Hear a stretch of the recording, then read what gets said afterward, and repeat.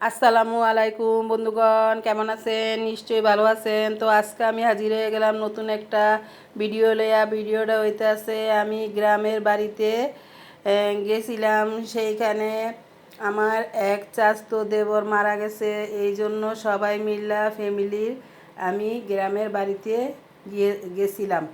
ওইখানে মারা চাচতো দেবর হঠাৎ করে মারা গেছে, কিন্তু ওইগুলা ভিডিও করি নাই, আপনাদের সাথে শেয়ার করতে পারি নাই। এই তো মারা যাওয়ার পরের দিনের ভিডিওটা আমি এখন আপনাদের লগে শেয়ার করতেছি। এই তো আমাদের বাড়ির পিছনে এই সর্ষা ক্ষেত, এইখানে আমার নন্দের লগে একটু হাঁটাহাঁটি করতে আইলাম। ননদ কইতাছে যে ভাবি বাসায় তো চইলা যাবেন, এখন চলেন একটু ওই সর্ষা ক্ষেতের ওইখানে একটু হাঁটাহাঁটি কইরা আসি। এই জন্য এই তো সর্ষা ক্ষেতের এইখানে আইসা একটু হাঁটাহাঁটি করতাছি। এই তো আবার আমার দের বাড়ির উঠানে বইয়া সবাই মিল্লা গল্প গুজব করতেছে। এইখানে আমার চাচতো দেবর আবার আমার ননদ এরা গেছিল, এরা সবাই বইসা গল্প গুজব করতেছে। তো আমিও এইখানে বইসা রইছি। এই তো আমার ননদ আবার এই আমার দেবর এইখানে সবাই মিল্লা বইসা গল্প গুজব করতাছি। এই তো আমাদের ঘরে বইসা আমি এখন রাত্রের বেলা কিছু আলাপ আলোচনা করতাছি আমার ননদগো সাথে, আবার আমার চাচতো জাল আছে তার সাথে বইসা বইসা গল্প গুজব করতাছি। আবার এই তো পরের দিনে সকালবেলা ওই তো যে বাড়িটা দেখলেন ওইটা আবার আমার চাচতো দেবরের বাড়ি। ওইখানেই আমরা রাত্রে ঘুমাইছিলাম। ওই বাসার থেকে এখন আমি আমাদের বাড়িতে যাইতাছি।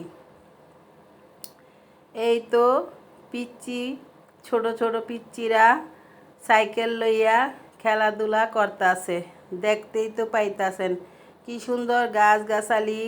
গ্রামে গেলে একটা অন্যরকম একটা ফিলিংস আসে, মনে হয় যেন অনেক একটা ভালো একটা জায়গায় আসছি। এইখানে অনেক ভালো লাগে, এইখানে বাতাস খুব সুন্দর আরাম লাগে।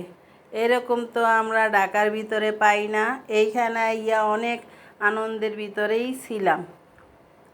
এই তো এইখানে গাছগাছালি আমার বাড়ির পাশ দিয়ে। আর এই যে আমার চাচা শ্বশুরের ছেলে বাড়ি এখনও কমপ্লিট করতে পারে নাই, পাকা বাড়ি বানাইছে, ছাদ দিছে আর নিচতলা পর্যন্ত করছে, এখনও কোনো ভিতরে কিছু করতে পারে না। আর এই যে এই চৌচলা টিনের ঘর দুইটা আমার দুই চাচা শ্বশুরের।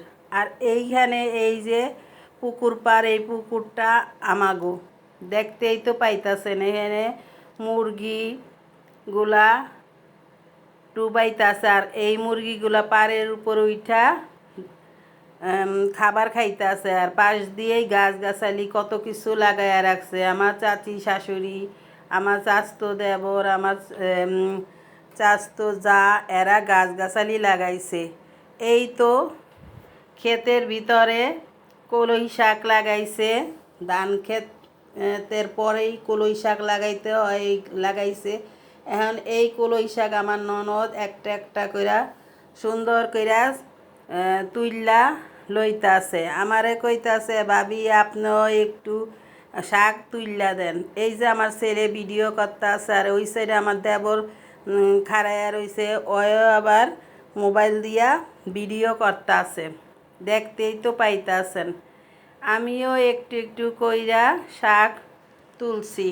আমি এই শাক আবার তুলতে পারি না, আমার ননদ আবার সুন্দর করে একটা একটা করে এই কলই শাক উড়াইতেছে, কয় কি ভাবি আপনিও একটু শাকগুলা তুইল্লা দেন। তো আমিও একটু একটু কইরা শাক কইরা তুইল্লা দিছি। এখন আমার ননদ এই যে একটা একটা কইরা কলই শাকগুলা উড়াই লইতাছে, দেখতেই তো পাইতাছেন। এই গ্রামে না আসলে গ্রামের মজা বোঝা যায় না। অনেক বছর পর আমরা গ্রামে গেছি, প্রায় 12 বছর হয়ে গেছে। এরপরে আমাগো গ্রামে যাইতে হয়েছে। এর মধ্যে কোনো সুযোগ সুবিধা পাই নাই যাওয়ার জন্য, সময় করতে পারি নাই। তো এইবার ভাবলাম যে দেবর মারা গেছে, এই উসিলাই যাই। এই যে দেখেন আমিও শাক উঠাইতাছি কি সুন্দর কইরা, গ্রামের বউর মতোই আমি শাক উড়াইতাছি, দেখতেই তো পাইতাছেন। আমি আবার নিচে হইয়া বসতে পারি না, একটু উপর হইয়া বইয়া শাকগুলা উড়াইতাছি। আমার ননদ সুন্দর কইরা নিচা হইয়া বইসা সুন্দর কইরা গাছের থেকে শাকগুলা উঠাইয়া লইতাছে একটা একটা কইরা। এইভাবে যদি আপনারা আশেপাশে কোনো গ্রাম পান, একটু ঘুরে আসেন, তাহলে আপনাদের ভিতরে অনেক ভালো লাগবো। কারণ ঢাকায় থাকতে থাকতে আর ভালো লাগে না, মনে হয় যেন কোনো একটা গ্রাম পেতাম, কোথাও যদি একটু ঘুরতে যাইতাম তাইলে হয়তো ভালো লাগতো। তো আমার হাজব্যান্ড যাইতে পারে না, আমাদের এই পাঠাইছে, আমরা গেছি, আমার ছেলে গেছে, আমি গেছি, আমার মেয়ে গেছে, আমার 3 ননদ গেছে, তাদের সাথে আমি গেছি, আমার দেবর গেছে।